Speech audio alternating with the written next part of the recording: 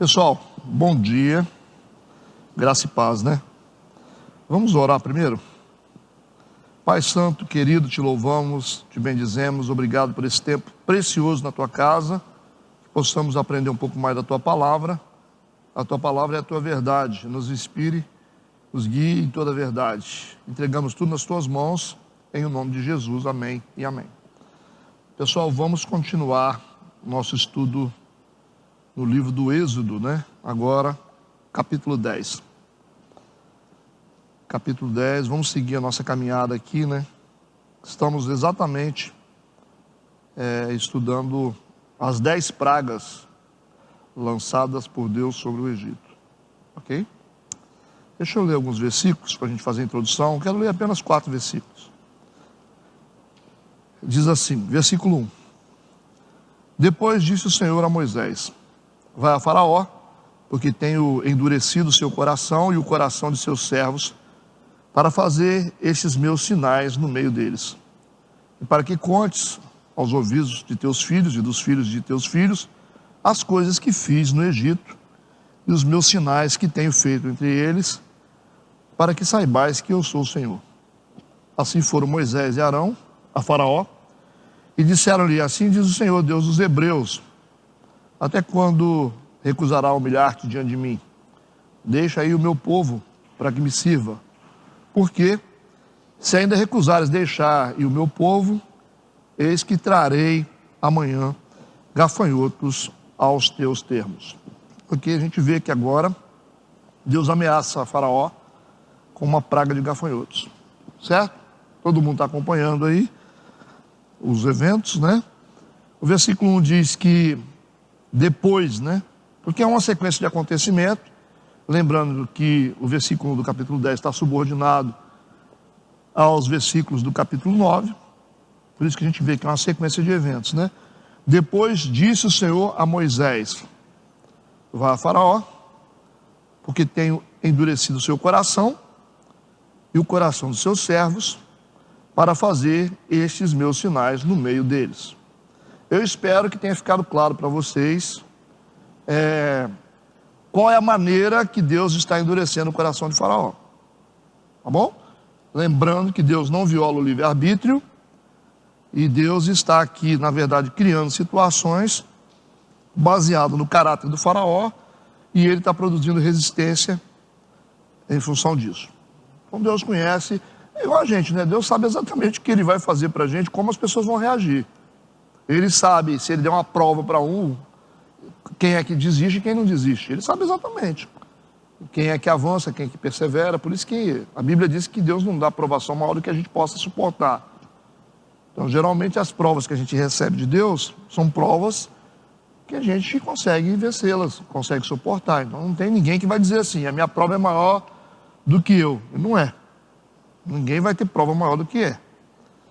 Deus dá a prova na medida, sempre, né? É só a gente parar para pensar um pouquinho que a gente consegue encontrar a saída. É igual te jogar num rio, você descobre rapidinho se você sabe nadar ou não. Não é verdade? Ou se tiver uma pedra em cima de um filho seu, você sabe o tamanho da sua força naquele momento. Você arranca ela de cima do seu filho, depois você não sabe nem como é que você arrancou. Então existe muita força na gente que a gente só descobre na pressão. Certo? Então está aqui, Deus está endurecendo o coração de Faraó e dos servos dele, e o texto diz: para fazer estes meus sinais no meio deles. Essa praga de gafanhoto que a gente vai começar a falar agora, gafanhotos era bastante comum, né, no Oriente. Muito comum ter pragas de gafanhoto. Não nessa proporção aqui, mas era muito comum essas pragas, devastando toda a plantação, né? Eles eram famosos pelo poder de destruição que eles causavam. Essa também era uma forma, como eu disse anteriormente, de Deus afetar a economia do Egito, porque o Egito era uma superpotência. Então era uma maneira de Deus também afetar a economia do Egito, por causa do prejuízo que seria provocado nas plantações, né? A gente vê aqui também claramente que até mesmo os atos de Deus, eles não possuem liberdade de ação. Deixa eu explicar para vocês aqui, né? A Bíblia diz que Deus ele está sujeito à sua própria palavra. Então Deus está subordinado àquilo que ele disse. Muita coisa que está acontecendo hoje, se você faz assim a pergunta assim, mas por que Deus não muda isso? Então tem que ver o que Deus fez em Gênesis. Ele dá autoridade para o homem. Não, Gênesis 1, 26. Deus dá autoridade para o homem em toda a terra. Deus vai dar autoridade para o homem. Abaixo do céu, toda a autoridade é dada para o homem. Então ele transferiu a autoridade para o homem. A partir do momento que Deus dá autoridade para o homem, significa que o campo de ação da terra pertence ao homem.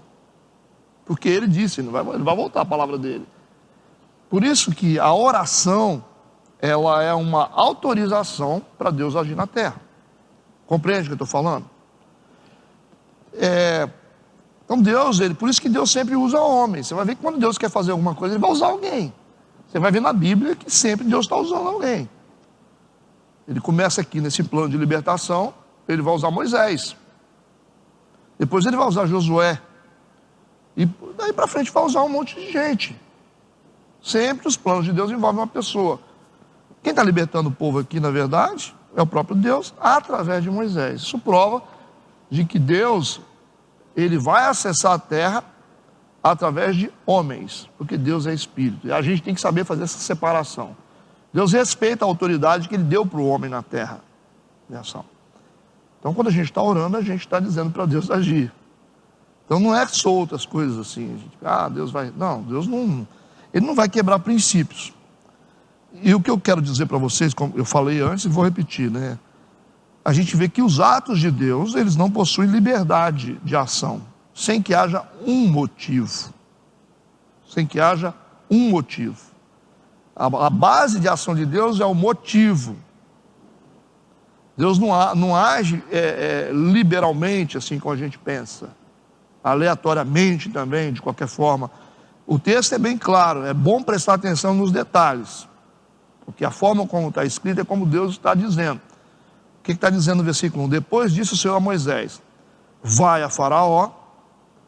Por quê? Porque tenho endurecido o seu coração e o coração dos seus servos. Entendeu? Por que ele endureceu? Por que ele esperou o endurecimento do coração do Faraó? Para fazer estes meus sinais no meio deles. Então Deus só poderia fazer esses sinais a partir do endurecimento do coração de Faraó. Ok? Então precisa de um motivo. Vamos lembrar que existe Satanás, que é o acusador. O mundo espiritual é um tribunal. Tem o acusador. Deus está sendo justo juiz. Está zelando e está velando pela sua própria palavra. Vai a Faraó. Por quê? Por que eu tenho que ir? Porque eu tenho endurecido o seu coração e o coração dos seus servos. De que forma? Através dos acontecimentos, né? Da forma de Deus falar, considerando o poder que Faraó tem como rei, como soberano. E é lógico que ele iria endurecer o coração. Para que esse endurecimento? Para que esse endurecimento? Para fazer estes meus sinais no meio deles. As pragas estão vindo por causa do endurecimento do coração, porque senão ficava muito, como assim? Deus está lançando pragas sobre o Egito sem um motivo, sem uma causa. Sodoma e Gomorra foram destruídos sem motivo. Você vai ver lá que Deus espera o momento certo para destruir Sodoma e Gomorra. Não é verdade? Tudo bem aí? Então vamos fortalecer isso com Provérbios 26, versículo 2. É muito importante esse versículo. Que diz assim: como ao pássaro o vaguear, como a andorinha voar, assim a maldição sem causa não virá. Compreendido isso? A maldição sem causa não virá. Não virá. Só vem com causa. Só vem com motivo. Os problemas vêm com motivo. Deus não age sem motivo. Isso é importante entender o caráter de Deus, tá, gente? Versículo 2. Vamos continuar. Versículo 2. E para quê? Aí tem outro motivo. Né? Primeiro ele diz que é para fazer os sinais no meio deles. Por isso que houve um endurecimento do coração. E para quê? Tem mais coisa então. Contes aos ouvidos dos teus filhos e dos filhos de teus filhos as coisas que fiz no Egito e os meus sinais que tenho feito entre eles, para que saibais que eu sou o Senhor.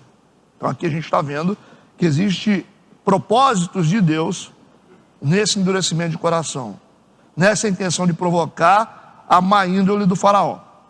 A gente percebe aqui que havia também mais razões, ou razões mais elevadas, para a imposição daqueles juízos terríveis sobre o Egito. Compreendido isso? Então tudo assim faz parte de um plano de Deus. Na verdade, o que Deus está dizendo aqui, quando ele diz que para que contem aos ouvidos dos teus filhos, está vendo? É um pai contando para o filho. Então nós temos aqui as informações passando por duas gerações. Ok? E dos filhos dos teus filhos, aí vai outra geração. O que Deus está fazendo. As coisas que fiz no Egito e os meus sinais que tenho feito entre eles. Então nós temos duas coisas aqui.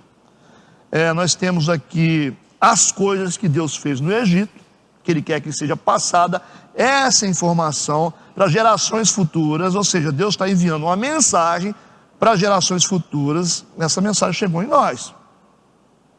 Chegou ou não chegou? Então Ele está enviando uma mensagem para gerações futuras, e essa mensagem, ela possui conteúdos específicos. As coisas que Ele fez no Egito. O que Deus fez no Egito? São várias coisas. Pastor, as coisas que Ele fez no Egito foram as pragas. Não. As pragas estão separadas aqui. Vamos lá. As coisas que fiz no Egito, vírgula, e os meus sinais que tenho feito entre eles. Então as pragas estão inclusas aqui nos sinais que Deus tem feito entre eles. Entendido isso? Mas o que significa as coisas que Deus fez no Egito? Deus está se movimentando ali no Egito. Deus está agindo no Egito. O que Deus está chamando a atenção da gente aqui? Dizendo o seguinte: eu estou dando informações para vocês através de tudo que eu estou fazendo. Além das pragas, todos os meus movimentos, os meus pensamentos, as minhas ações, a minha forma de lidar, a minha forma de esperar, a minha forma de agir, são mensagens que eu estou enviando para vocês. É isso que Ele está falando para nós. Compreenderam? Mas assim, como é que são essas? Que mensagens são essas? A gente viu aqui que há uma separação entre esses dois propósitos. Um propósito de enviar para gerações futuras as coisas que Ele fez no Egito. São várias. E os sinais, ou seja, as pragas que Ele lançou sobre o Egito. A gente tem que saber separar isso aqui. A forma de colocação das palavras de Deus aqui vão colocar a reputação de Deus em risco. Aí que a gente vai entrar nesse tema de quais são as coisas que Deus fez no Egito, que a gente tem que saber. Quais são as lições que Deus está dando para nós que a gente precisa saber. Ok? Então, primeira coisa, para a gente entender quais são essas coisas, a gente tem que perceber aqui que Deus está falando de uma forma meio assim, aparentemente soberba. Certo? Essa palavra é difícil para vocês ouvirem. Parece que são palavras pretensiosas, que colocam em dúvida a reputação de Deus. Vou repetir o versículo 2. Deus está dizendo o seguinte: eu vou fazer sinais ali, né? Para quê? Para que conte aos ouvidos dos seus filhos e dos filhos de teus filhos as coisas que fiz no Egito. É como um cara que fez um monte de coisa e quer que todo mundo fique sabendo. Primeira impressão humana que a gente tem é essa, não é? É o cara que está fazendo um monte de coisa, eu quero que todo mundo fique sabendo o que eu fiz. Eu mandei ver, eu destruí, mandei pragas sobre eles, botei faraó de joelhos. Dá essa impressão, humanamente falando? Vocês nunca leram textos na Bíblia que vocês começam a pensar assim, eu estou achando que Deus está se achando muito. Vocês nunca tiveram essa sensação? Aí você, como você é muito santo, você tem medo de pecar, você fala, não, Deus é... Não. Aí você não quer pensar sobre isso. Mas dá a impressão, para que o meu nome seja conhecido, para que as pessoas saibam o que eu fiz, porque eu sou o Senhor. Dentro da nossa visão humana, não seria umas palavras assim pretensiosas? O que vocês acham? Okay? Não é isso? Mas é exatamente isso que Deus quer provocar. Exatamente isso que Ele quer provocar. Essa desconfiança da gente. Nós estamos falando de sabedoria divina. Ele quer provocar isso. Ele quer que as pessoas desconfiem da reputação dele. Deus não está preocupado com a reputação dele, isso é claro. A forma de Deus falar. Quando Moisés chega diante de Faraó e diz assim, Deus mandou te dizer para você libertar o povo. Como assim? Dá para conversar direito? Não, deixa o povo ir. Para quê? Eles vão me servir, fazer uma festa para mim no deserto. Está querendo demais, não é não? Os caras estão trabalhando para mim aqui, fabricando tijolos, e você quer que eu liberte para fazer festa para você no deserto? Foi essa interpretação que o Faraó teve de Deus. Foi essa interpretação que levou o Faraó a endurecer o coração. Sacaram isso? Da mesma forma, quando nós estamos lendo os textos, dá essa impressão que Deus é soberbo, que Deus é pretensioso, que Deus está se achando, que Deus quer aparecer o nome dele e mostrar para o povo que tem poder. Parece que é aquele menininho cheio de poder que quer mostrar poder. Não é essa a sensação que a gente tem? E ele coloca as suas palavras com coragem suficiente para colocar a sua reputação em risco. E é isso que acontece, né? E criar a possibilidade de uma má interpretação do seu caráter. Deus está fazendo isso. Ele não está preocupado em proteger a sua reputação. Não está preocupado de uma má interpretação do seu caráter. Pô, pastor, como assim? Porque essa é a melhor forma para construir fé. Essa é a melhor forma para saber quem é quem. Lembra que Deus está preparando um povo para se relacionar com Ele. Deus quer trazer um povo para tão perto dele, a ponto de descer a sua glória no meio deles. É isso que Deus quer fazer. Deus não só está preparando Moisés aqui, Deus está, e Ele vai conseguir fazer isso. Que a visão que Ele vai dar para Moisés vai perpetuar para os demais líderes na frente. Então Josué, aqui no meio, ele não é o cara de ponta, mas ele vai ser. Que depois, quando Josué assumir, ele tem a mesma leitura de Deus. Não só ele, como muitas pessoas aqui. Então vamos entender aqui, pastor, a gente não está conseguindo entender bem o que o senhor está tentando dizer. O que eu quero dizer para vocês, vamos supor, vou dar um exemplo aqui. Vamos dizer que o pastor Edmagno, ele fala uma coisa aqui. Tem gente nova na igreja, tem gente mais antiga, tem gente que conhece o pastor mais. Tem gente que conhece o pastor há 20 anos, outros conhecem o pastor há 5, outros conhecem o pastor há 1 ano, outros conhecem o pastor há meia hora. Não é assim? Quando o pastor ele toma alguma atitude, assim, meio estranha, quem conhece o pastor vai dizer se ele sabe o que ele está fazendo. Certo? Conhece a reputação dele. Ele tem um motivo para fazer isso aí. Os que não conhecem o pastor vão descartar o pastor. Vão julgar o pastor. Vão dizer, esse cara aí falou um negócio lá na igreja. É igual se o pastor brincar e dançar assim no púlpito, né? Aí o pessoal fala, esse pastor é do mundo. Aí quem conhece o pastor sabe que o pastor está fazendo isso como uma forma descontraída e conhece o caráter dele, porque conhece a história dele. Então, essas pessoas que conhecem o pastor são as pessoas que podem construir história. São as pessoas que conseguem levar um legado adiante. Porque Deus, Ele é um ser divino. E a gente não vai conseguir interpretar Deus totalmente. Deus é objeto de fé. Da mesma forma, a liderança precisa ser um objeto de fé. Você não vai entender tudo que o seu líder está fazendo. Mas você vai ter que confiar nele. Você não vai saber 100% o que passa na cabeça desse líder, mas você vai ter que confiar nele. Estou dando só um exemplo, pequenininho. Então o que Deus quer? Deus não quer um povo que ele tem que ficar se explicando o tempo todo. Por isso que Abraão foi um homem de tanta fé, que Deus tomou atitudes que cabiam só no campo da soberania dele. E Abraão disse, sim, Senhor. Entendeu o que eu estou falando?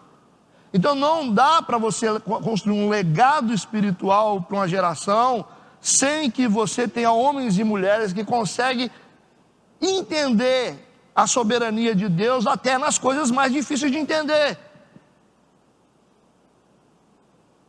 Não sei se eu consegui explicar, mas vou melhorar um pouquinho mais. Tem coisas que vão acontecer na nossa vida, perdas, ganhos, que a gente vai ter que confiar em Deus, independente de qualquer coisa. A gente vai sempre dizer assim, Deus sabe o que está fazendo.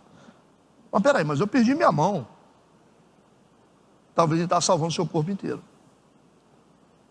Ah, eu perdi minha vida, né? Eu vou perder minha vida, não, mas ele está salvando a sua alma. A alma vale mais que o mundo inteiro. Se a gente realmente entender o significado do que é o corpo, como crentes, a gente sabe que isso aqui passa. Paulo diz, se vocês tiverem os olhos só aqui nessa terra, vocês são os miseráveis, os maiores miseráveis que existem, porque não tem condição. Deus, ele faz coisas. Andar com fé é saber o seguinte, tem coisas que a gente não vai entender, tem coisas que a gente não vai saber, vai ter desertos na nossa vida, e a gente vai ter que continuar confiando nesse Deus, porque a gente tem que confiar no caráter de Deus, independente das circunstâncias. Somente esse tipo de povo é capaz de transicionar um legado para as gerações futuras, gente. Se o cara ficar mas meu filho ficou doente, então Deus eu estou sem dinheiro. Então, o que nós temos visto hoje? A igreja, o que é a igreja hoje, na maioria? É gente que fica assim, eu estou aqui, eu tenho uma semana que eu estou orando, Deus não responde, não sei o que, eu estou numa prova aqui nessa igreja, e você não sabe, às vezes a prova é com você sozinho. É coisa sua com Deus, não tem nada a ver com a igreja. Mas você não procura saber, você não procura orar para entender o que Deus quer de você, você já bota na conta de todo mundo. Esse povo que não presta, entende? Então, esse povo que não sabe interpretar, ou pelo menos não consegue entender a manifestação de uma soberania, não consegue levar legados espirituais para gerações futuras. É isso que eu estou querendo dizer. Quem leva é gente forte, é gente que diz, eu estou aqui, Deus. O Senhor pode arrancar meus pés, eu estou aqui. Olha, eu posso perder tudo, eu estou aqui, Senhor. Eu posso ficar doente e morrer, eu estou aqui. Por isso que Paulo dizia, para mim viver, morrer, tanto faz, né? Como Pedro foi transformado, olha as cartas de Pedro. Pedro, antes ele está aquele cara que quer tomar atitude de qualquer jeito, atitudes erradas, mas depois você vê um Pedro sensato, vê as cartas de Pedro, um cara totalmente diferente, parece que é outra pessoa. Você vê Pedro se sacrificando, na prisão ali, sendo conduzido por um anjo, nem parece o Pedro, né? Aí o que eu quero que vocês entendam, que não dá para a gente carregar legados espirituais para as gerações futuras, dando piti com coisas pequenas. Não tem que dar piti nem com coisas grandes. Mas ora, irmão. Mas eu perdi, calma. Você está ganhando. Todas as coisas cooperam. Infelizmente, nós vivemos um tempo de uma igreja imatura. Estou falando a nível geral. Gente que, Deus me abandonou, Deus não me ama, se Deus me amasse, se Deus fosse bom, não tinha guerra, se Deus fosse... Entende? Se Deus fosse bom, eu tinha conseguido aquele emprego, eu não estou entendendo Deus. Você não tem que entender Deus. Infelizmente, nós temos uma minoria de pessoas que tem capacidade para poder andar com a soberania de Deus. Deu para entender o que eu estou falando? Então nós estamos aqui, nós estamos correndo um risco de ter todo um legado espiritual comprometido. Nós precisamos de gente capaz de morrer por uma causa, gente. É isso que fez com que o evangelho chegasse até a gente. Gente que é capaz de morrer por uma causa. Gente que é capaz de deixar tudo por uma causa. O cara tem grana, ele deixa, igual os discípulos fizeram. Pescaram um monte de peixe, encheu os barcos de peixe, largaram tudo na praia e foram seguir Jesus. É esse tipo de gente que deixa legado. Como Jesus disse, vende o que você tem, dá para os pobres. Falou com um jovem rico lá, que não fez, né? Mas o Zaqueu falou, não, Senhor, o Senhor está aqui na minha casa, vê o que eu devo, eu quero pagar 4 vezes mais, e se tiver alguém que eu devo, também eu quero restituir. É esse tipo de transformação que a gente tem que ter, capaz de abrir mão da nossa própria vida. Jesus disse, quem quer me seguir, negue-se a si mesmo, tome a sua cruz e siga-me. E quem é que quer tomar cruz hoje? Quem é que quer deixar tudo? O cara está brigando por causa do celular, está brigando por causa de uma posição na igreja, por causa do ministério que não foi dado para ele, porque ele acha que aquele tempo que ele tem que estar lá. Então, como nós estamos correndo um sério risco de não ter esse legado passando para gerações futuras. Entenderam a profundidade do que eu estou falando? A gente dando piti, porque eu estava com dor de cabeça, não vim na igreja. Que dor de cabeça? Mas toma um remédio, cara. Toma um remédio. Toma um remédio para dor de cabeça, tem vários.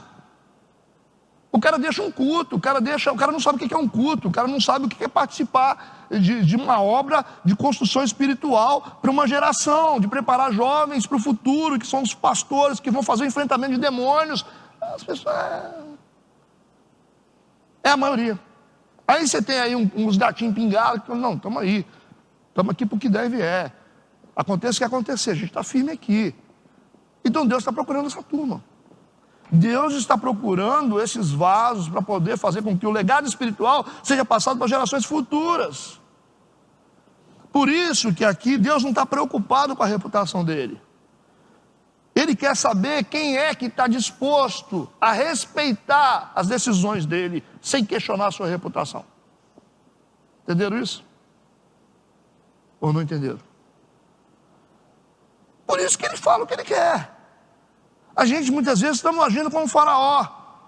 Quando Deus vem com algumas palavras, a gente endurece o coração. Não vou entregar o dízimo esse mês, não. Não vou vir na igreja, não. É faraó. Por quê? Não, porque se Deus fosse bom, ele tinha curado a vovó. É isso que a gente ouve o tempo todo. É isso que a gente ouve. Tinha um rapaz na igreja que estava muito tempo desviado, estava enfiando a cabeça para tudo quanto é lado aí. Aí um dia o pastor queria falar com o senhor. Eu falei, graças a Deus. Desceu uma luz nele, vai conversar comigo. Opa, quero conversar com você, pastor. Eu falei, beleza. Jovem. Aí, eu queria conversar com o senhor em particular. Eu falei, que bom, né? Falei, vamos lá para trás. Nem na sala foi, vamos lá para trás.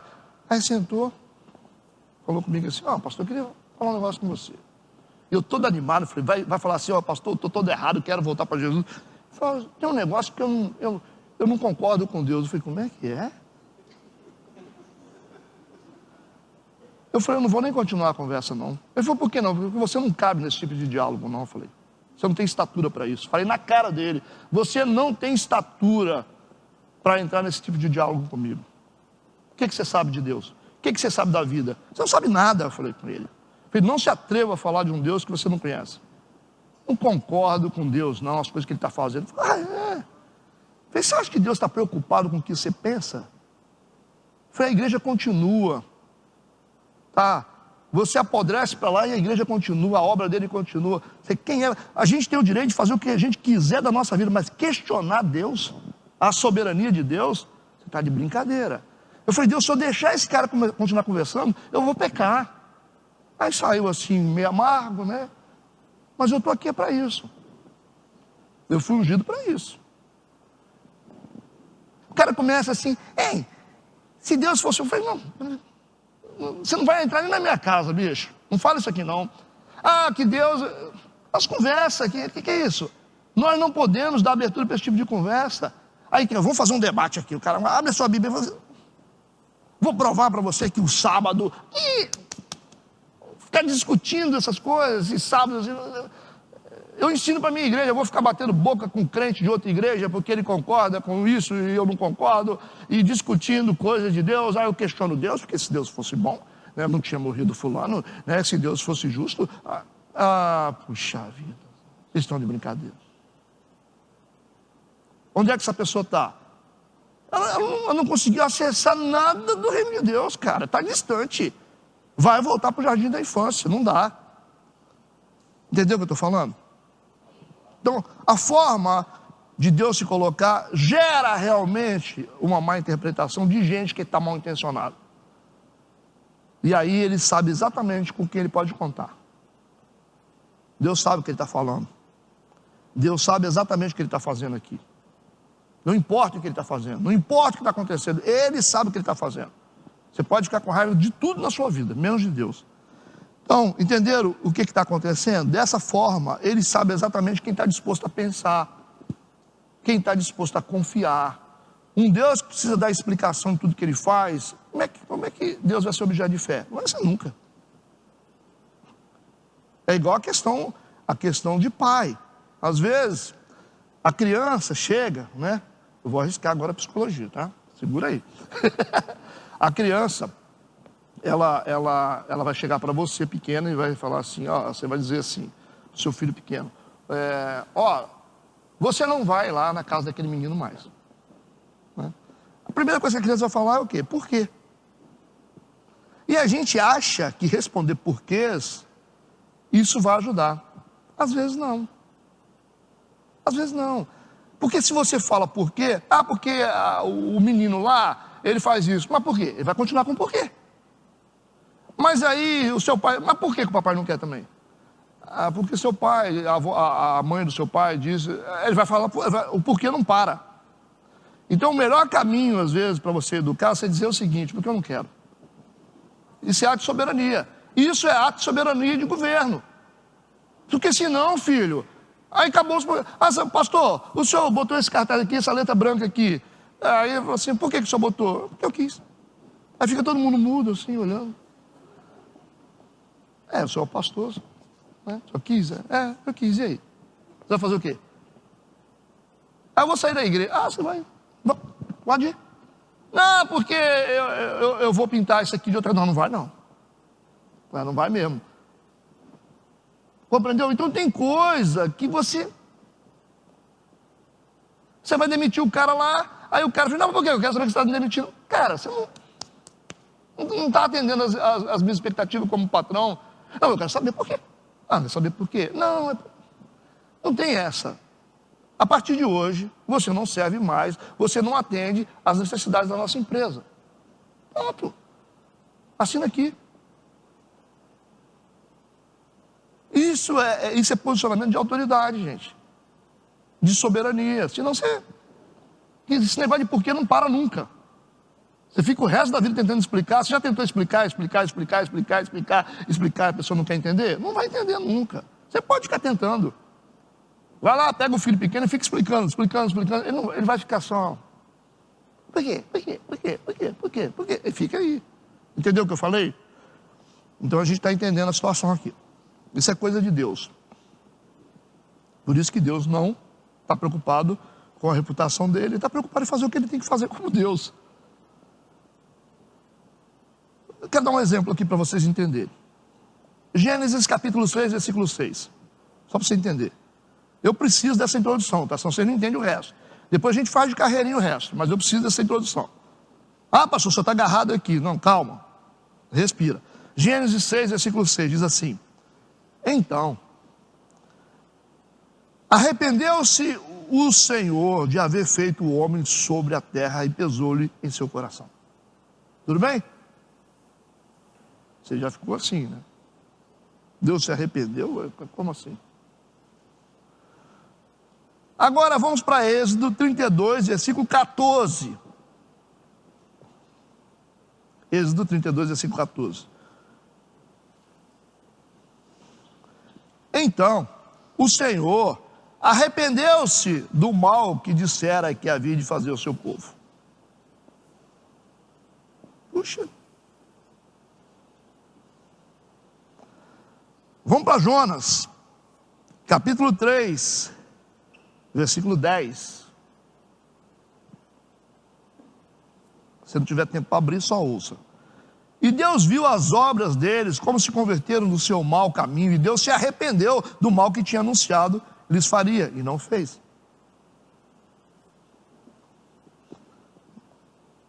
Arrependimento parece ser uma coisa de gente que faz as coisas de qualquer jeito, não sabe o que faz, aí volta atrás, né? Mas você fala, como assim? Deus se arrependeu? Será que Deus não sabia? E aí nós vamos ler Números 23, 19. Números 23, 19, por favor. Vamos concentrar nisso. O texto diz o seguinte: Deus não é homem para que minta, nem filho do homem para que se arrependa. Me ajuda aí, né, irmão? Porventura diria ele, não faria? Ou falaria e não confirmaria? O que você escolhe? Deus se arrepende ou Deus não se arrepende? Como é que é?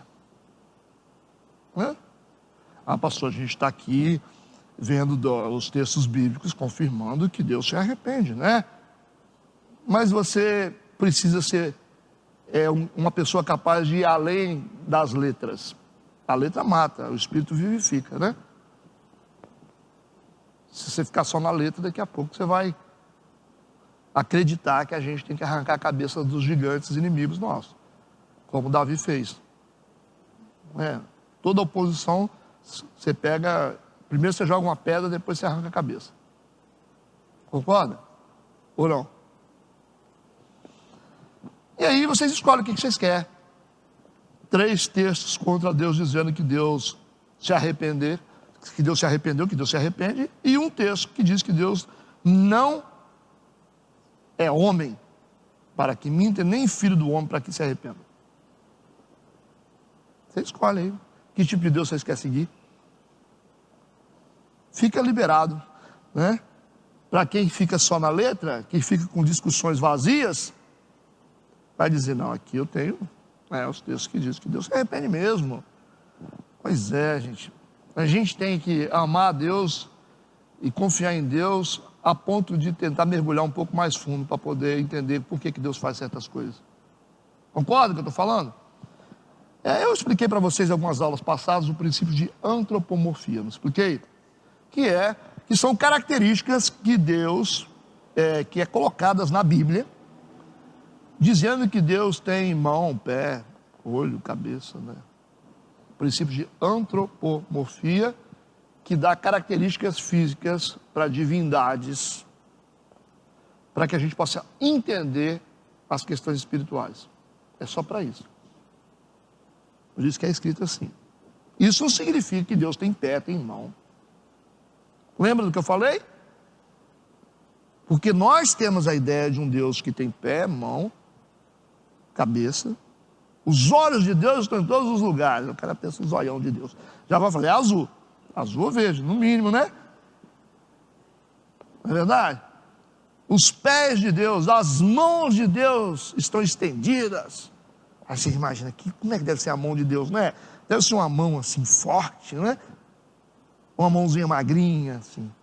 Como é que é? Será que Deus faz as unhas?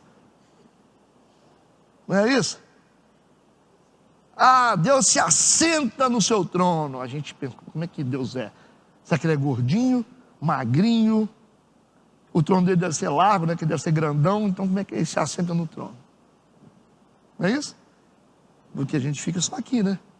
A gente acredita que Deus tem corpo, tem mão, tem olho, tal. Mas disse isso para vocês e repito, a condição humana é uma condição ínfima em relação àquilo que Deus é. Certo? Então, se você achar que Deus tem pé e tem mão, você está reduzindo Deus a um nível muito baixo.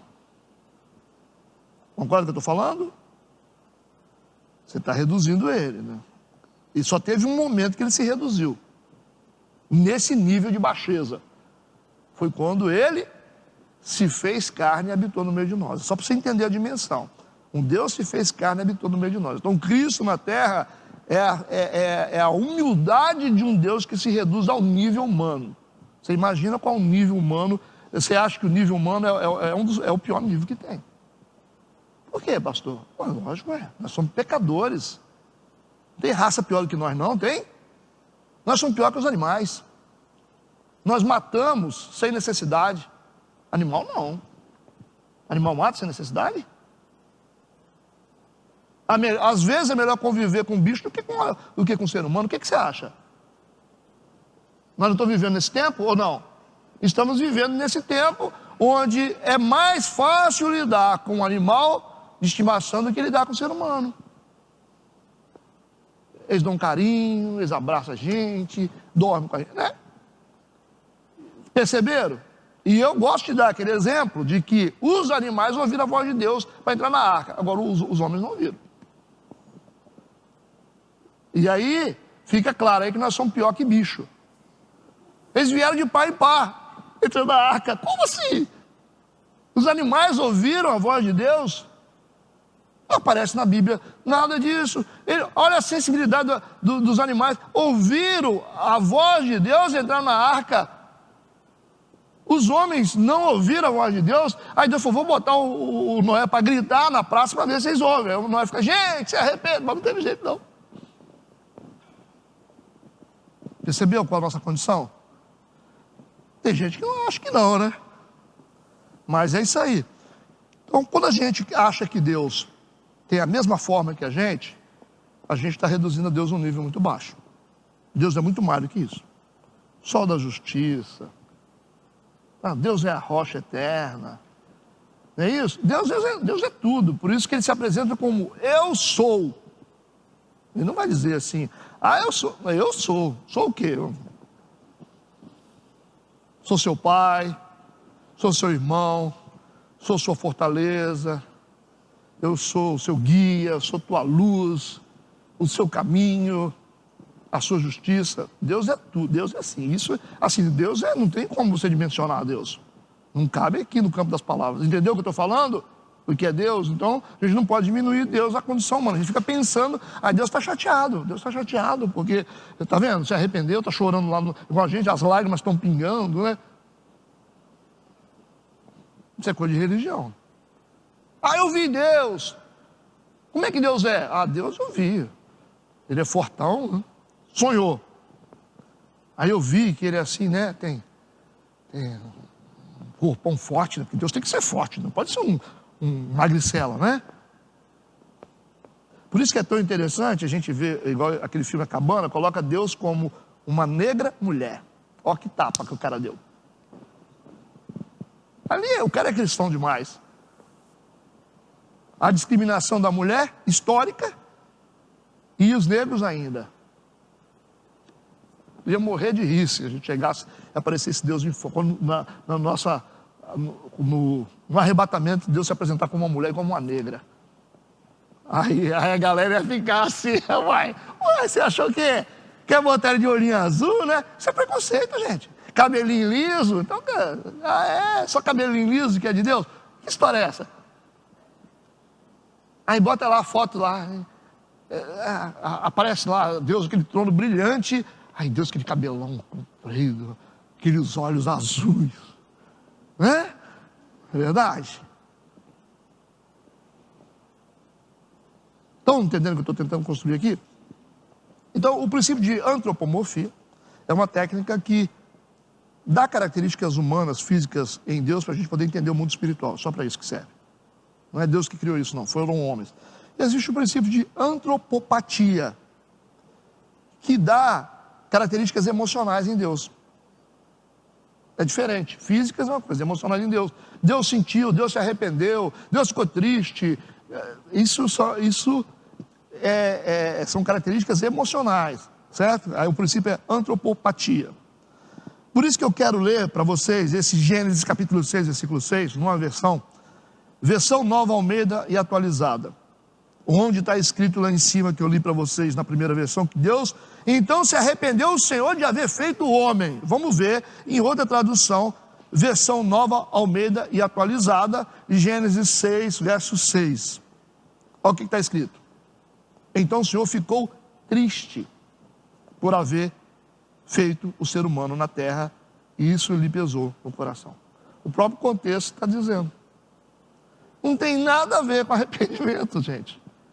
Então, custa dar uma pesquisada, custa olhar as palavras certas para você poder entender Deus. Ah, pastor, mas a gente prefere tomar, assim, decisões precipitadas a respeito de Deus. Cara, é só você orar, é só você estudar, é só você tentar entender o texto baseado no caráter de Deus. Ah, cara, falaram mal aqui do Renato. Ah, o Renato roubou. Eu conheço o caráter do Renato.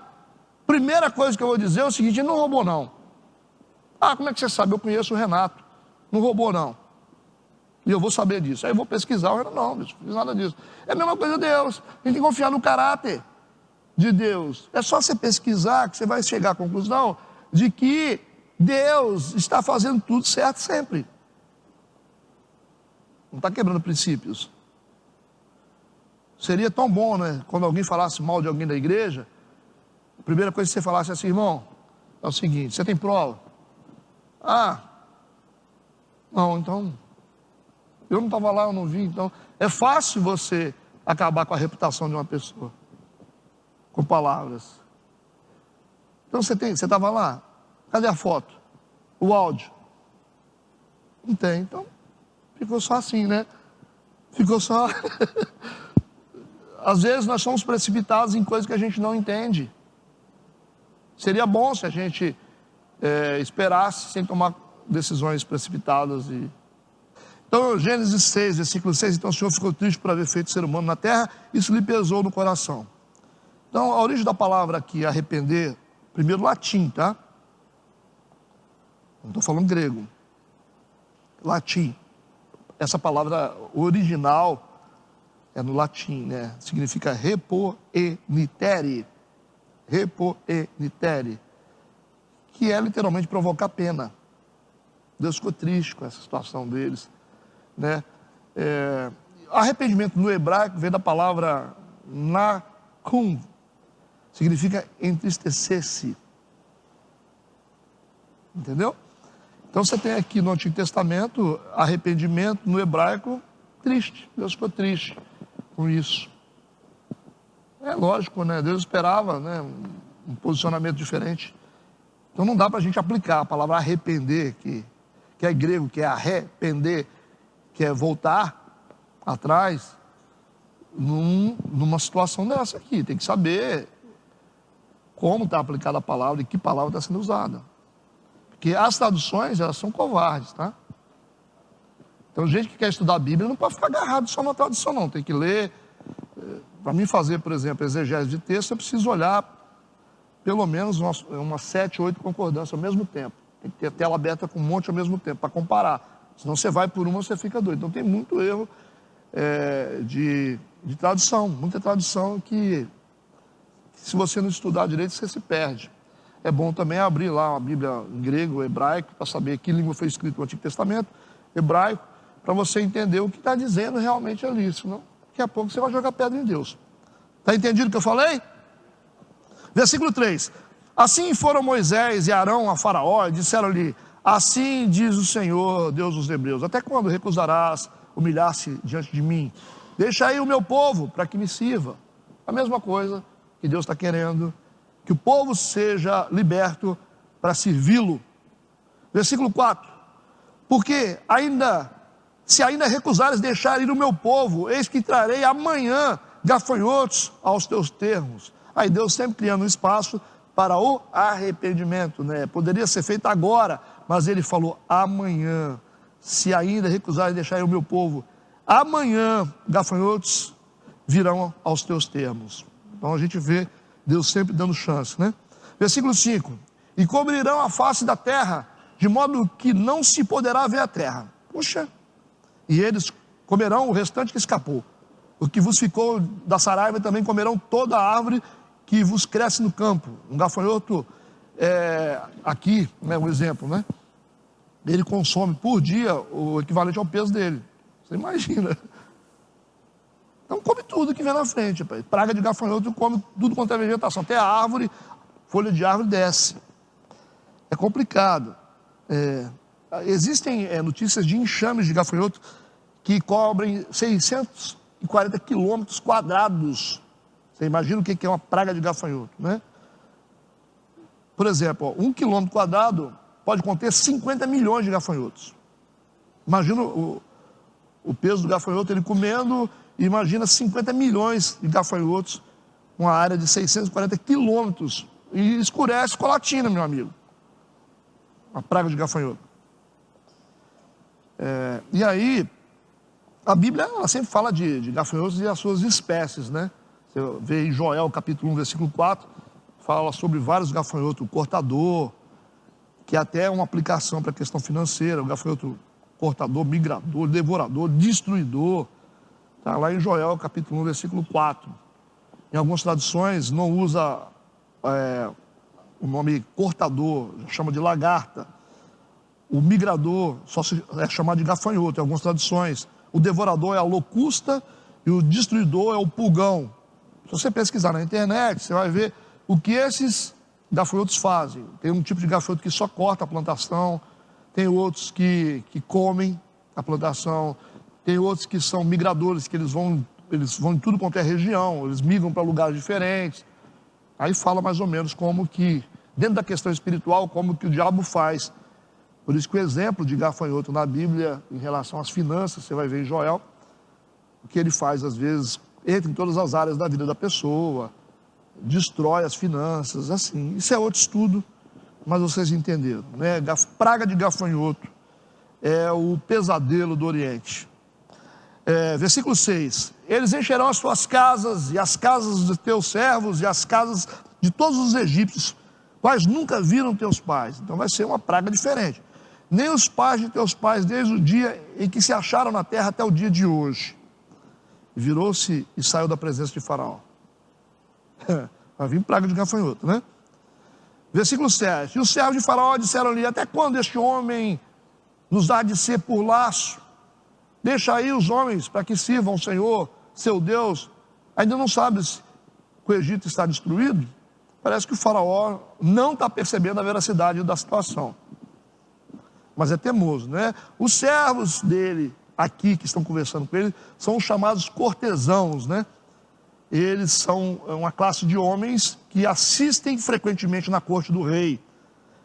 Provavelmente são pessoas de posses que tomaram também prejuízo na lavoura e por isso estão pressionando o Faraó aqui para que deixe o povo ir, porque já perderam muito, entendeu? As perdas do Egito são grandes. Versículo 8. Então Moisés e Arão foram levados outra vez a Faraó. O Faraó chama eles de volta. E ele disse-lhes: ide, servir ao Senhor vosso Deus. Quais são os que hão de ir? Aí as palavras do Faraó aqui estão sugerindo que ele está disposto a ceder, mas só até certo ponto, né? Mas ele sabe que a demanda se estende a todas as pessoas. Que Moisés disse, através da boca de Arão, ele disse: olha, são todos. Então não tem negociação. É tudo ou nada, né? Mas o Faraó está perguntando: você vai levar quem? Versículo 9. E Moisés disse: havemos de ir com os nossos jovens, com os nossos velhos, com os nossos filhos, com as nossas filhas, com as nossas ovelhas e com os nossos bois. Havemos de ir porque temos de celebrar uma festa ao Senhor. O Moisés já havia dito anteriormente que eram todos, mas agora parece que tem que desenhar. Por isso que ele está dando detalhes de todo mundo que tem que sair. Mas isso aí para a gente até é uma lição, né? É uma lição. Quais são as áreas da nossa vida que serão libertas? Todas. Todas, nós queremos tudo, não queremos pela metade, não é? O crente não pode se contentar só pela metade com a bênção de Deus. Essa é a proposta do diabo. Ser abençoado só num ponto. Perceberam isso aqui? Porque Faraó é a tipologia de Satanás. Versículo 10 e 11. Então, ele lhes disse: seja o Senhor assim convosco, como eu vos deixarei ir a vós e a vossos filhos. Olhai que há mal diante da vossa face. Traduzindo o que o Faraó disse, ele falou: olha, Deus pode estar até com vocês, mas se for sair daqui, vai sair só os homens. Só os homens.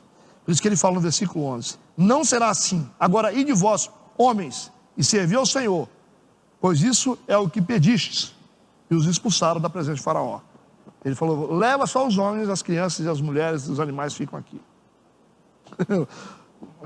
Então, essa concessão dada por Faraó envolve a libertação só dos homens, e é o que eu disse para vocês, é uma proposta maligna de Satanás de viver uma bênção parcial. Certo? A gente viu nos capítulos anteriores que foram 4 as concessões de Faraó. A proposta dele era, em primeiro lugar, adorar a Deus em terra egípcia. Moisés disse, não, nós não vamos adorar a Deus no mundo. Não é? Capítulo 8. A segunda proposta de Faraó é não ir muito longe. Ficar sempre próximo do mundo e ao mesmo tempo perto de Deus. Do mundo e na igreja, do mundo e na igreja. Aí Moisés falou, não. Definitivamente a gente tem que sair daqui. A terceira proposta era que fossem só os homens. E deixasse a família. Ai não, a família não, né? Que é isso?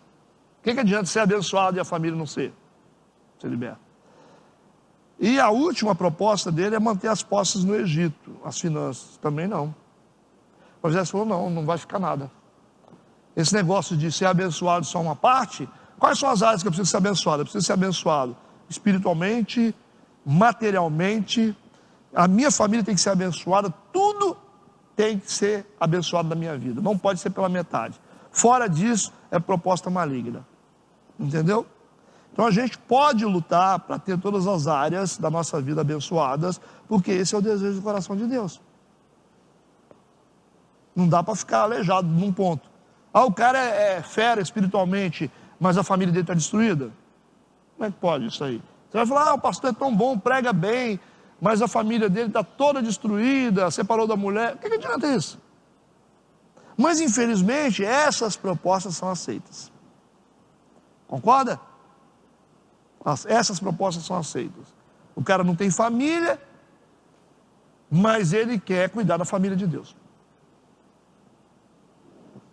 A igreja aceita isso. Mas essa não é a proposta de Deus. Essa é a proposta do diabo. O cara deve todo mundo na cidade, cheque sem fundo. Mas ele é uma bênção, ele é usado por Deus. Ué, como assim? Entenderam isso aqui?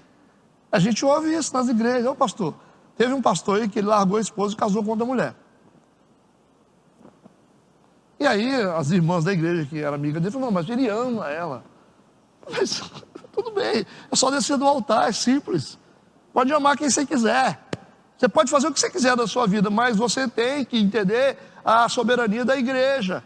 O altar tem que ser preservado. Você sai e deixa para o outro. É simples, não é difícil de entender isso. Você é líder de ministério? Eu não quero mais ficar casado. Direito seu. Mas entrega aqui, mano. Entrega aqui e deixa o outro entrar no seu lugar. Sim. A gente vai ficar todo mundo amigo, não vai ter problema nenhum. Não vai ter problema nenhum. Se você falar amanhã, não quero viver mais com a minha família, eu escolhi outra para morar com ela, e mas entrega o seu cargo aí, ué. Fica todo mundo feliz, ué. A igreja está preservada e você está fazendo o que você quer, que é um direito que você tem. Tá legal? Ou é difícil de entender? Só que a igreja não entende isso. Coisas pela metade. O cara espanca lá a mulher e lidera lá o grupo de homens da igreja. O ladrão, não sei de onde aí, toma conta do ministério de oração. Isso é proposta de Deus ou do diabo? É do Faraó. Não é assim. Porque fala bem? Mas ele fala bem. E daí que ele fala bem? Mas ele prega bem, Deus usa ele. Usar a pessoa não significa que a pessoa está bem. Não é verdade? Significa que a pessoa está bem, porque o dom é dado de graça. E dom não salva, que salva é santidade. Não adianta. Aliás, o dom vai jogar muita gente no inferno, né? Não adianta porque o cara, ele ora pelo enfermo, ele é curado. Isso não é sinônimo de santidade, gente. Santidade é outra coisa, gente. Dom não é sinônimo de santidade. Vê lá Balaão, profeta vendido. Você vai ver muitos homens na Bíblia usados por Deus. Você acha que o Sansão não teve força por tanto tempo? Desagradando a Deus? Ele começa a desagradar a Deus lá no início, continua sendo forte, forte. A força dele acaba lá no final. Então não tem nada a ver isso aí. O dom é uma coisa que Deus resolve dar para a pessoa, mas não tem nada a ver com santidade, não salva ninguém. Aliás, às vezes condena, né? O fato, isso não é coisa para dizer, que o cara... Não, o que bota a gente no céu é santidade, não é dom. E dom não é sinônimo de santidade. Deus pode usar uma pessoa sem que a pessoa seja santa. Entende o que eu estou falando? É difícil de entender isso? Vocês não estão cansados de ver gente abençoada aí, Deus usando pessoas aí, porque Deus deu o dom, cara. Deus dá de graça, não é por mérito. Não significa que o cara às vezes o cara está roubando da igreja, roubando, construindo palácio para cá, comprando fazenda para lá e para cá, e Deus continua usando ele, porque o dom foi dado de graça, que vai servir de condenação para ele.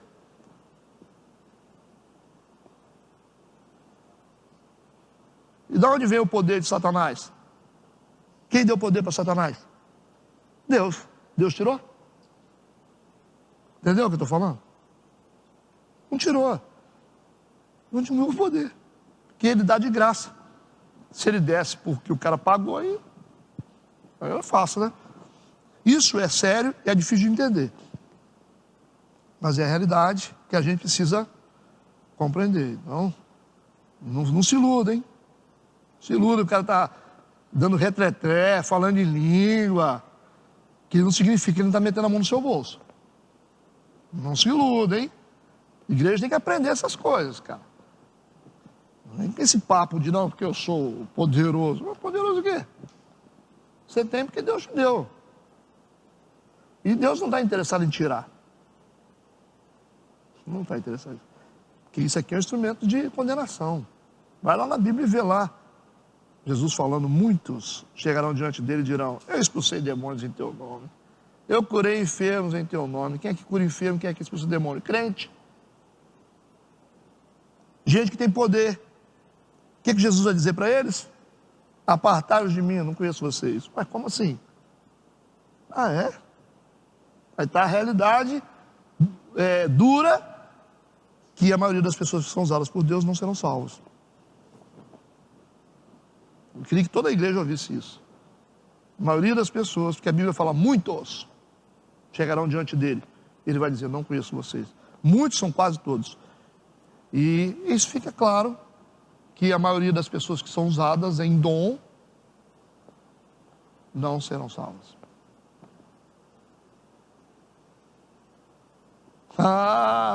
Doeu, né? Né, Dudu? Por quê? Porque estão usando o dom em benefício próprio. Quanto mais é dado, mais é exigido. Quanto mais é dado, mais é exigido. Então, quando você tem dom, baixa sua bolinha e usa aquilo para beneficiar a Deus. Por isso que você tem. Agora, não tenta usar dom em benefício próprio. Gente, que coisa mais forte que uma pessoa chegar e falar a sua vida? Você acha que Deus dá isso assim? Deus manda te dizer. Ou uma pessoa botar a mão no enfermo, o enfermo ficar curado? Você acha que Deus vai dar isso para a pessoa sem responsabilidade nenhuma? Porque isso você pode virar um grande manipulador. Porque as pessoas vendem que tem, cara. Se você tiver com um filho doente, você tem um cara que ora e a pessoa é curada, você dá carro, você dá casa, você dá fazenda, você dá tudo para salvar um filho. Deus sabe disso. Qualquer pessoa está disposta a fazer tudo. Então, um pastor usado por Deus, ele arranca tudo que ele quer.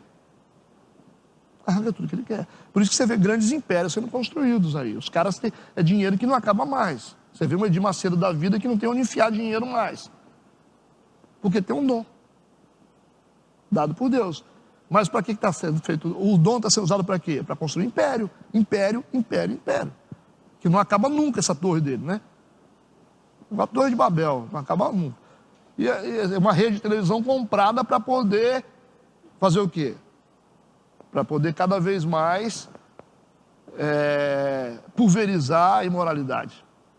Igual a fazenda, aquelas coisas todas, né? Vocês entenderam? Então a gente tem que tomar muito cuidado com isso, porque o poder de uma mulher ou de um homem usado é muito grande. Eu vejo casos de mulheres que ligam para a pessoa e falam uma coisa, eu estou com um problema tal. Aí a pessoa, não, vou orar aqui, Deus vai. Eu vejo a tentação que é ser pastor.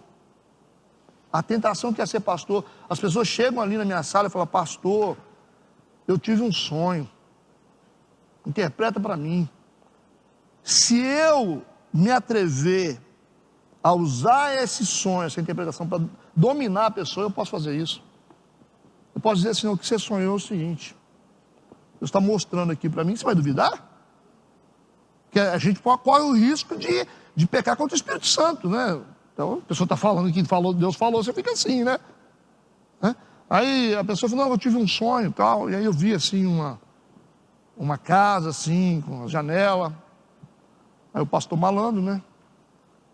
Não, isso aí, sabe o que é? Isso é um projeto que a igreja tem que fazer, que Deus está mandando você da sua casa.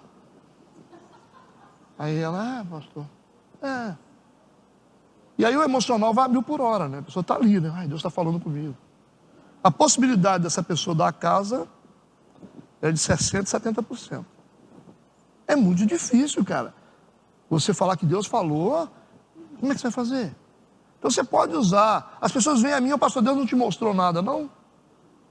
Eu vou pregar nos lugares, a pessoa chega para mim e fala assim, ei pastor, Deus não tem nenhuma revelação para mim, não? Aí o pastor manipulador, ele vai falar assim, não, Deus tem. Eis que te digo.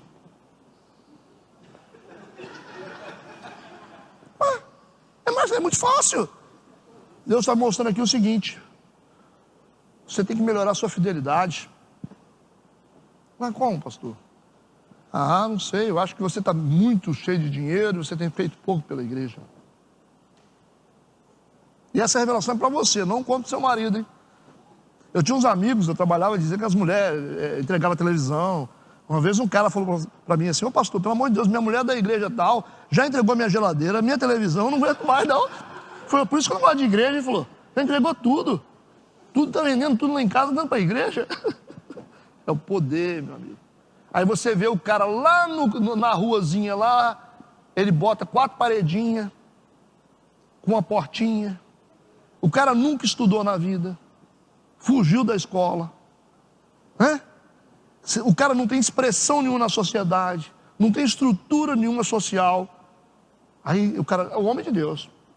Porque Deus falou, não sei o quê, que Deus falou. Todo mundo está acreditando, né? Deus está mostrando aqui, é um anjo aqui, aqui desceu outro aqui. E o cara fica doido.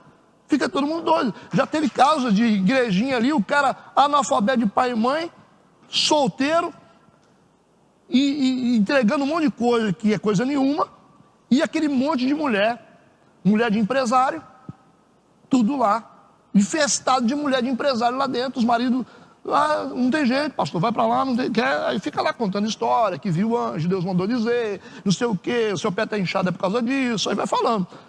E a pessoa fica escrava, isso vira uma exploração e uma manipulação espiritual terrível. Aí para você tossir, você liga para o cara. Posso tossir? Pode tossir. Eu estou querendo comprar uma roupa, será que eu posso? Pode. Aí você assume o controle. Eu falo isso porque as pessoas vêm a mim me pedindo essas coisas. As pessoas vêm a mim na igreja me pedindo essas coisas. Quer saber, quer que eu interpreto, quer que eu falo o que quer fazer, quer que não sei o quê. E se eu fosse um cara, um vilão, eu deitava e rolava, estava milionário. O tempo todo. Tem empresário que está com depressão ali, você ajuda o cara fica grato. Ele fala para mim, pastor, fala o que você precisa. Eu falo, não, preciso de um Corolla, né, lá na Curumá, tem jeito?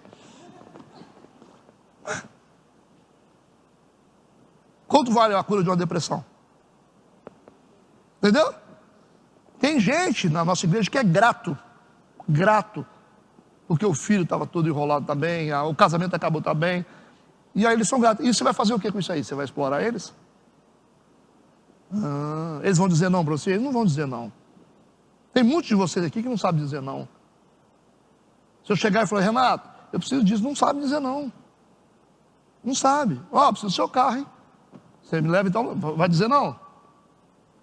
A maioria de vocês, não é Napoleão, você sabe dizer não? Eu preciso, não sabe dizer não, porque a gente é grato. E como é que eu vou fazer isso? Eu vou explorar isso agora, e meu benefício? Não posso. Então, é um campo melindroso, e assim, onde É o único lugar onde gente que não vale nada ganha púlpito, é dentro de igreja. É o único lugar onde gente que está no anonimato, que nunca buscou saber de nada na vida, é um fenômeno. Ele chega assim, e daqui a pouco está com um carro novo, igreja, não sei o quê, o homem de Deus, está falando em nome de Deus. Fala em nome de Deus. Se eu começar a falar isso que te digo aqui toda hora, é só entender os problemas das pessoas. É só um pouquinho de psicologia que você domina todo mundo, meu amigo. Domina todo mundo. Todo mundo vem aqui com intenção de ouvir algo de Deus. Aí você usa do jeito que você quer, mas depois você vai direto para o inferno. É simples assim. Por isso que a maioria dos homens usados, das mulheres usadas, vão para o inferno. Entendeu o que eu falei? É só você ler na Bíblia. Olha lá a parábola da semente. A semente que cai. São 4 lugares, 4 terrenos. Tudo bem? Não fica assustado não, gente. Fica calmo aí. É a realidade de igreja, hein? Igreja não é fácil, não. É um povo facilmente de ser manipulado, é a igreja. Falar é fácil, né? Ninguém quer. Se as pessoas querem revelação, tem que estar preparado para tudo. Porque se Deus for mostrar os bastidores da vida de todo mundo dentro da igreja, isso aqui vai virar uma bagunça. Ninguém quer um João Batista aqui, quer? Ninguém quer? Estou com o som do João Batista. E começar a botar o dedo na cara de um monte de gente e falar assim, bando de víboras, adúlteros. E aí como é que vai fazer? Ninguém quer isso aí. Não quer, aí o cara chega e fala assim, não, porque Deus manda te dizer que você é uma escolha dele. Isso está na Bíblia, a gente já sabe. Deus te ama, isso também eu já sei. Deus peleja por você, isso a gente já sabe, é o que Deus sabe fazer isso. O diabo está se levantando, mas quando que ele não se levantou? Ele só fez isso a vida toda. Ele está com raiva de você, está te perseguindo. Então são coisas que a gente já sabe. Falar que Deus ama, falar que Deus protege, falar que Deus vai cuidar, isso aí a índole de Deus é isso, é o cuidado, ele é um pai. Que o diabo o diabo tá furioso com você, hein? Aí o irmão fica assim. Mas gente, quando é que ele esteve tranquilo comigo? Nunca esteve bem comigo, não. Você entendeu? Então são as lógicas. Aí a pessoa chega e fala assim, não, mas tá furioso, mas eu estou aqui, eu vou fazer uma oração aqui, vou repreender ele, estou amarrando as pernas do diabo com a minha oração. Aí fica todo mundo. Gente, em primeiro lugar, para a gente fechar essa parte, a revelação é uma estratégia de Deus para momentos específicos, quando o natural não dá conta.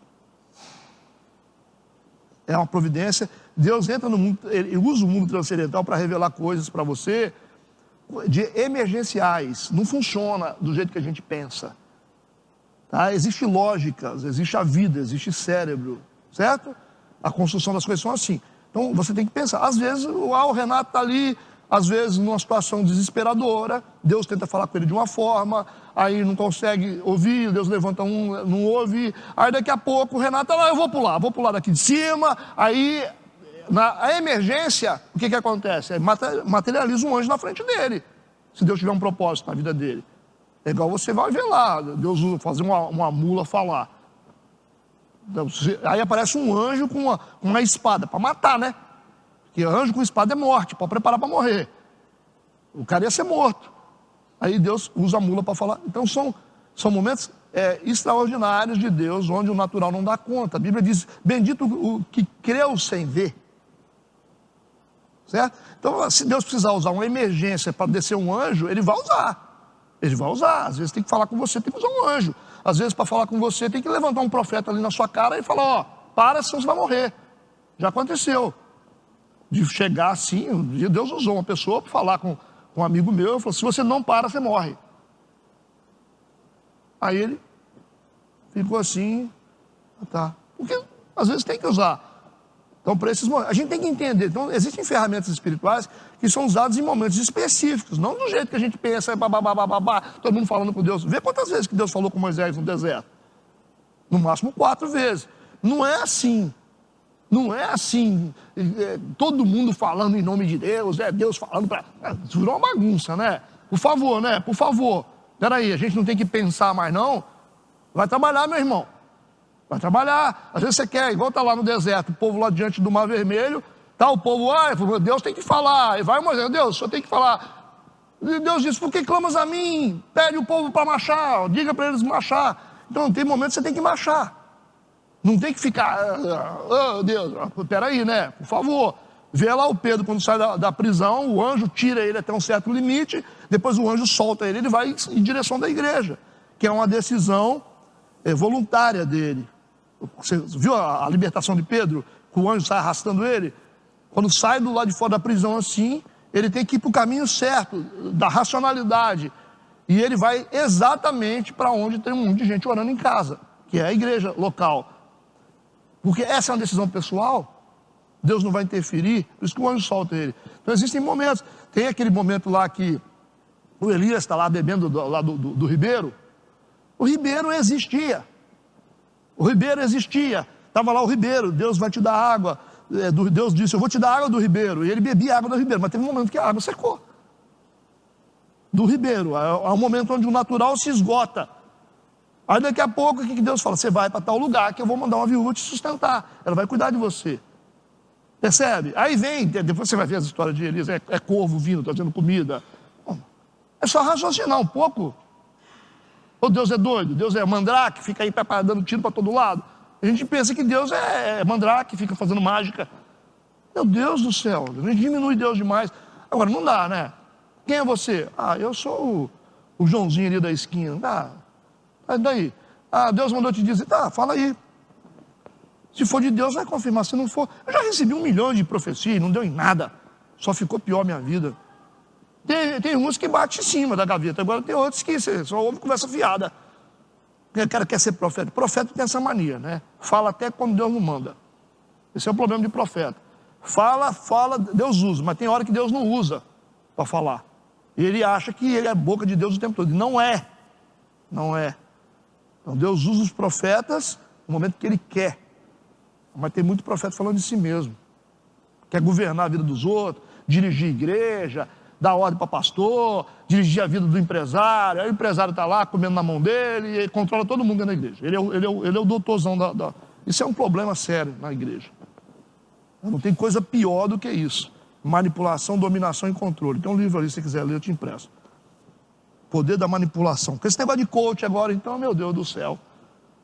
Os caras são habilidosos. Você pega um Pablo Marshall da vida. O Pablo Marshall, o discurso do Pablo Marshall é discurso de rua. Discurso de camelô, cara. Um camelô não pega você com aquela pomadinha e pega no seu braço. A pomadinha, daqui a pouco você vai me dar essa pomada pra cá. Você já dá o dinheiro lá. Você não aguenta. Camelô é assim, que é cara, melhor vendedor camelô não existe, cara. O cara chega com a água ali e vai ali, o cara tem 30 segundos para poder vender a água, faz troco, faz tudo, vende. É incrível, vai na rua aqui, vai em São Paulo, você vê como é que os caras te vendem. Você compra, você nem precisa daquele trem. Então, o que é pregação ou mensagem camelô, é estratégia de rua que os pastores fazem. Pablo Marshall, ele entra na mente do cara. Pablo Marshall foi um cara envolvido com um monte de falcatrua no passado, todo mundo esqueceu, só você pesquisar na internet. E aí chegou aí com essa conversa mole de camelô de rua. Não estou dizendo que o camelô, tá entendendo? Estou falando dos caras que sabem conversar. E começa, o Silvio Santos era também, né? Isso que ele é bom de conversa.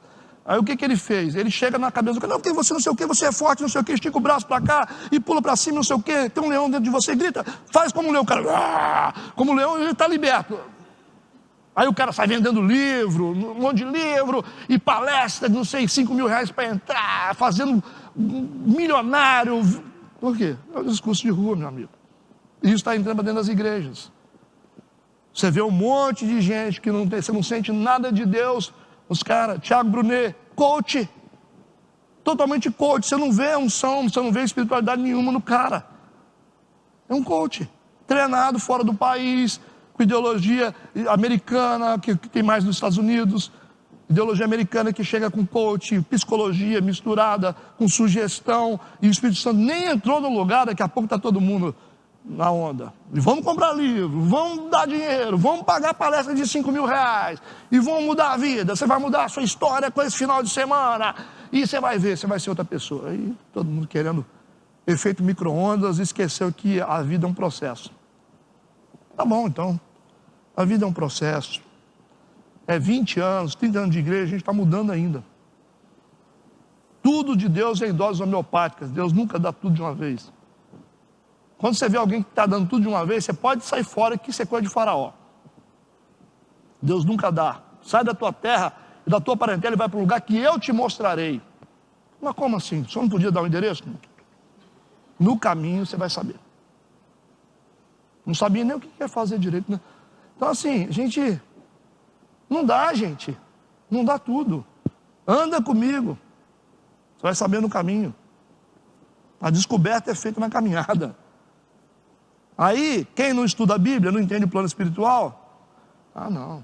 Vamos lá para aquele encontro lá que vai, final de semana você pagou 2.500, você vai ser outra pessoa, vai ficar milionário. É isso aí. Então nós estamos no versículo 12. Então disse o Senhor a Moisés: estende a tua mão sobre a terra do Egito, para que os gafanhotos venham sobre a terra do Egito e comam toda a erva da terra, tudo o que deixou a saraiva. Ok?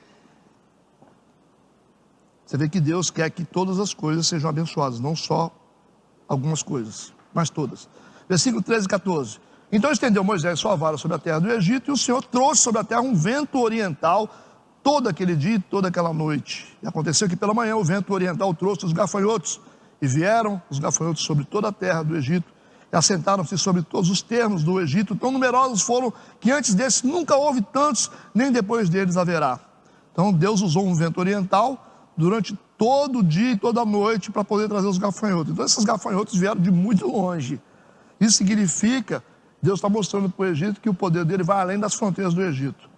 Versículo 15. Porque cobriram a face de toda a terra, de modo que a terra se escureceu. Já pensou nisso, gente? E comeram toda a erva da terra e todo o fruto das árvores que deixara a saraiva, e não ficou verde algum nas árvores, nem na erva do campo, em toda a terra do Egito. Que isso? Esse cobriram a face de toda a terra, de modo que a terra se escureceu, é um ataque direto de Deus ao Deus dos egípcios, o Deus Amon-Ra, que é o Deus Sol. Entendeu? É chamado pai divino do faraó. Era o alvo específico de Deus. Deus acabou com toda a iluminação da terra. Os gafanhotos fecharam, escureceu a terra todinha de gafanhoto. Então mostra a ineficiência do Deus Sol deles, né? Versículo 16. Então o faraó se apressou a chamar Moisés e Arão e disse: pequei contra o Senhor, vosso Deus, e contra vós. A gente espera que esse seja um arrependimento real, mas parece que não era.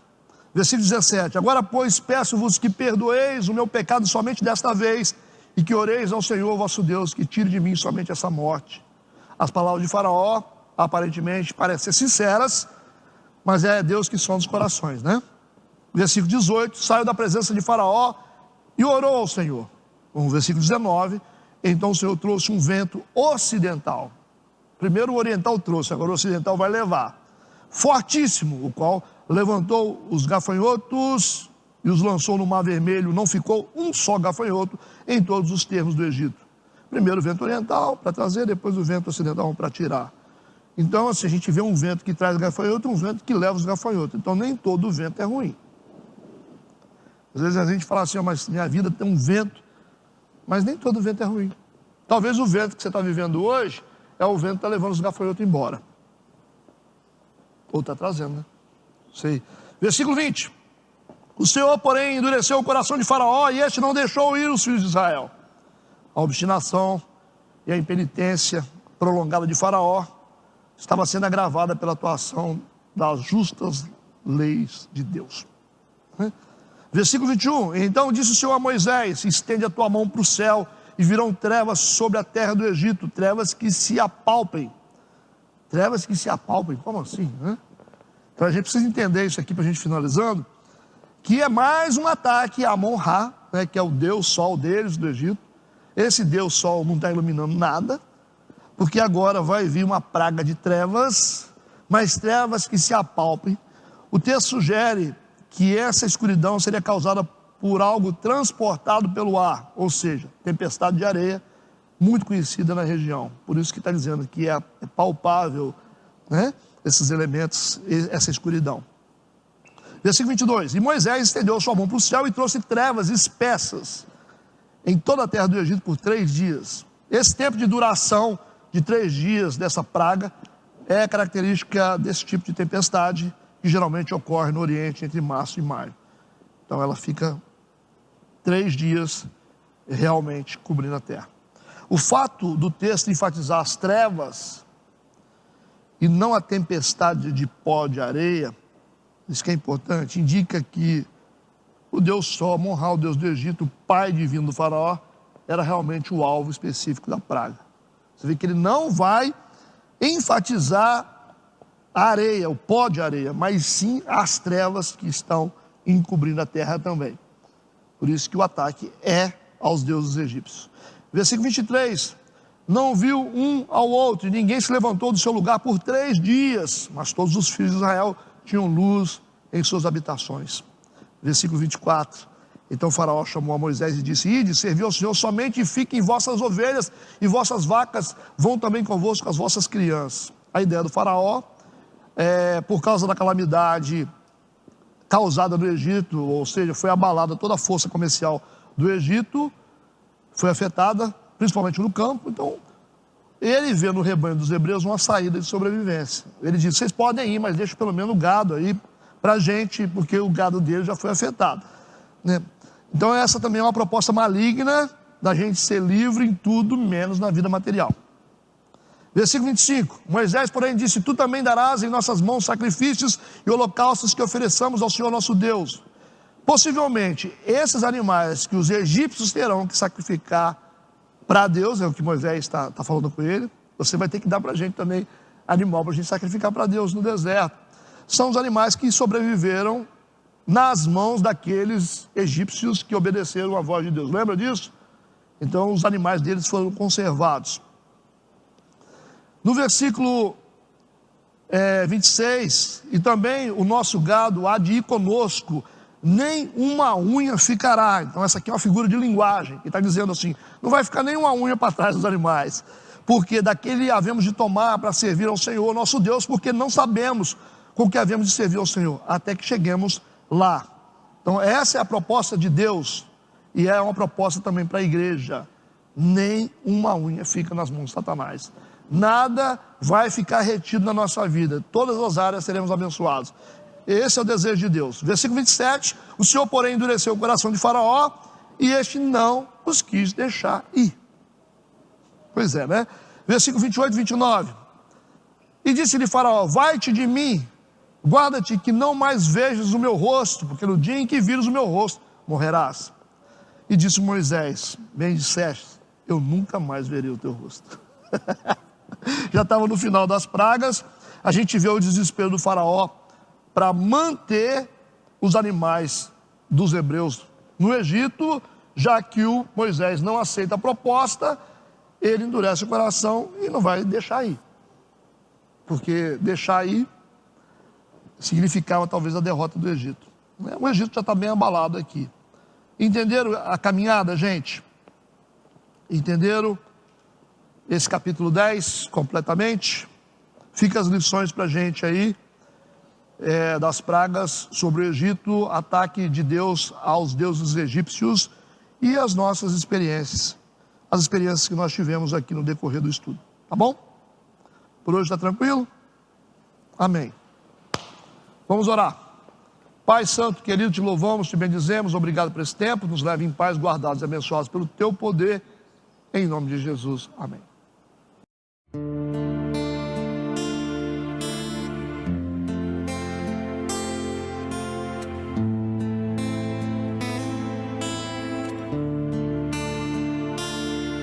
Shema Israel Adonai Eloheinu Adonai Echad.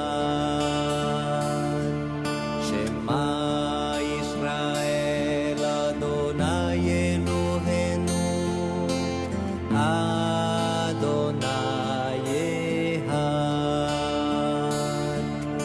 Escuta